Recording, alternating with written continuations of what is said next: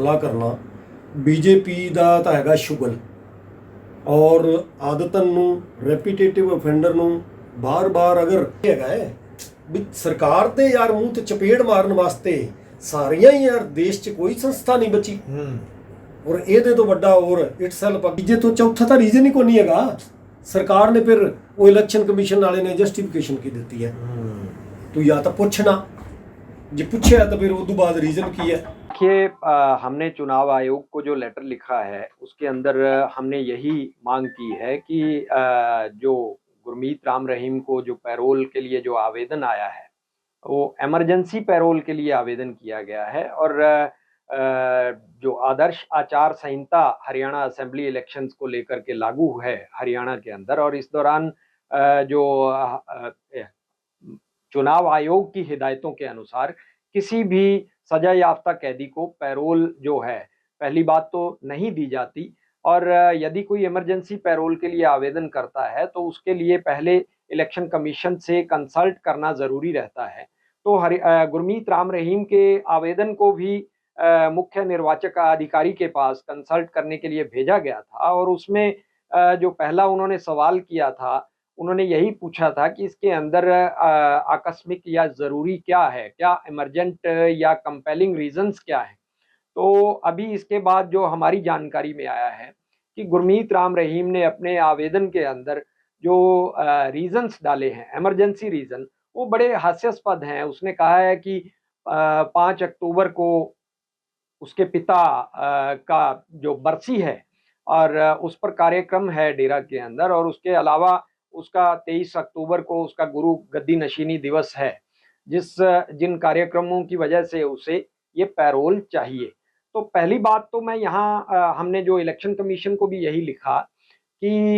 जो the Haryana good conduct prisoner temporary release act है उसके अंदर जो इमरजेंसी पैरोल को लेकर के जो गाइडलाइंस हैं, जो सेक्शन 5 कहता है कि इमरजेंसी पैरोल किन हालातों में दी जाती है। इमरजेंसी पैरोल के लिए या तो कोई फैमिली में ब्लड रिलेशन में कोई डेथ है, या मैरिज है, या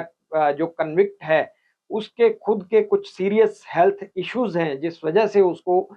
इमरजेंसी पैरोल दिया जा सकता है। लेकिन यहाँ बड़ी हैरानीजनक बात है कि गुरमीत राम रहीम के मामले में ऐसा कोई कारण नहीं है, और पिता की बरसी का मामला जो है वो कोई ऐसा इमरजेंसी रीजन नहीं बनता जिस वजह से। लेकिन यहाँ इससे भी ज़्यादा हैरानीजनक बात और है कि जो अभी जानकारी में आया कि इलेक्शन कमीशन के पास जो कंसल्टेशन के लिए भेजा गया हरियाणा सरकार द्वारा,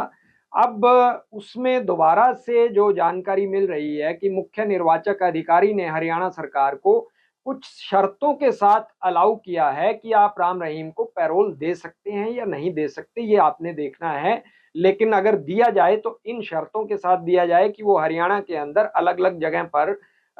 राजनीतिक गतिविधियों के लिए नहीं जाएगा, सोशल मीडिया पर कोई राजनीतिक गतिविधियां नहीं चलाएगा, और इसके अलावा जो है और कुछ कंडीशंस का उसमें हवाला दिया गया। यहाँ सवाल ये उठता है कि पहली बात तो राम रहीम को ऐसी स्थिति में बाहर लाया ही क्यों जाए, पैरोल क्यों दी जाए, क्योंकि कोई इमरजेंसी नहीं है। और यदि इसके बावजूद हरियाणा सरकार कोई ऐसा फैसला लेती है इमरजेंसी पैरोल पर, कानून को कहीं ना कहीं मैं ये कहूँ सीधा सीधा कि तार तार करके ये फैसला अगर लिया जाता है तो ये बड़ी दुर्भाग्यपूर्ण घटना होगी। और इसके अंदर मैं सीधा ये कहूँगा कि हमने इलेक्शन कमीशन से मांग की थी कि वो इसमें इंटरवीन करें और हरियाणा सरकार को निर्देश दें कि इसकी पैरोल को रद्द किया जाए। लेकिन बावजूद इसके अगर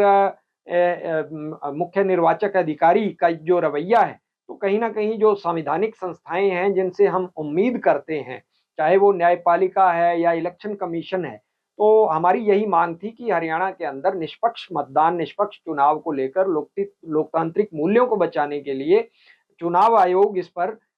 फैसला ले। परंतु जिस तरीके से जानकारी आ रही है ये कहीं ना कहीं दुर्भाग्यपूर्ण है कि चुनाव आयोग का ये रवैया है। हरियाणा सरकार यदि पैरोल अर्जी को मंजूर कर लेती है तो आपका क्या स्टैंड रहेगा आगे? देखिए, हमारा सवाल सीधा है कि जब कानून के साथ इतना खिलवाड़ किया जा रहा है तो हमारी संवैधानिक संस्थाओं का जो कर्तव्य बनता है, तो सब के सब सोई क्यों हुई हैं? हमारी न्यायपालिका को इसमें आगे आना चाहिए, हमारी सुप्रीम कोर्ट जब हमारे संविधान के ऊपर संकट आया है या कानून के साथ छेड़छाड़ हुई है या लोकतांत्रिक मूल्यों को तहस नहस किया गया है, तो सुप्रीम कोर्ट ने हमेशा इसमें दखल दिया है। और हम ये चाहते हैं कि इस मामले में ये कोई छोटा मोटा मामला नहीं है। जिस तरीके से एक बलात्कारी और कातिल को बचाने के लिए सरकार बार बार प्रयास कर रही है, उसे बाहर लाने का प्रयास कर रही है, और इतने संगीन मामलों के अपराधी को बार बार समाज के अंदर दोबारा से ला करके समाज का सत्यानाश किया जा रहा है, कानून व्यवस्था का दिवाला निकाला जा रहा है और कानून के साथ खिलवाड़ किया जा रहा है, तो कहीं ना कहीं ऐसी स्थिति में हमारी संवैधानिक संस्थाओं की बहुत बड़ी जिम्मेवारी बनती है। तो हम ये अपील करना चाहते हैं हमारे चीफ जस्टिस ऑफ इंडिया से, हमारी सुप्रीम कोर्ट से, कि इस मामले के अंदर संज्ञान लेकर के इस मामले पर तुरंत संज्ञान लिया जाए और सिर्फ यहाँ इलेक्शंस के दौरान ही नहीं, आगे पीछे भी गुरमीत राम रहीम को जो पैरोल या फरलो दिया जाता है इसके ऊपर रोक लगाई जानी चाहिए, क्योंकि जिस एक्ट का हवाला बार बार हरियाणा सरकार देती है कि कानून के तहत उसका अधिकार बनता है, उसी एक्ट के अंदर ये भी बिल्कुल उस एक्ट के अंदर ये प्रावधान है कि जो एक हैबिचुअल ऑफेंडर है, गुरमीत राम रहीम एक आदतन अपराधी है, उसने रिपीटेड ऑफेंस किए हैं, रेप के बाद रेप किया, मर्डर के बाद मर्डर किया, साधुओं को नपुंसक बनाए जाने के आरोप हैं, मामला अभी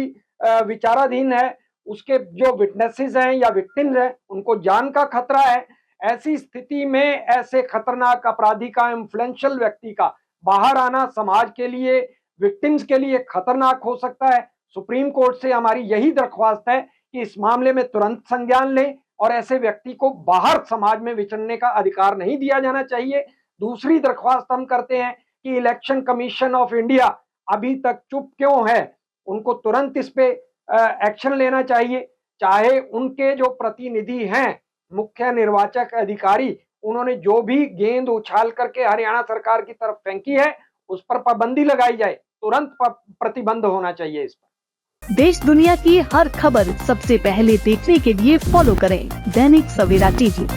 यूट्यूब, फेसबुक, इंस्टाग्राम, एक्स और व्हाट्सएप चैनल पर।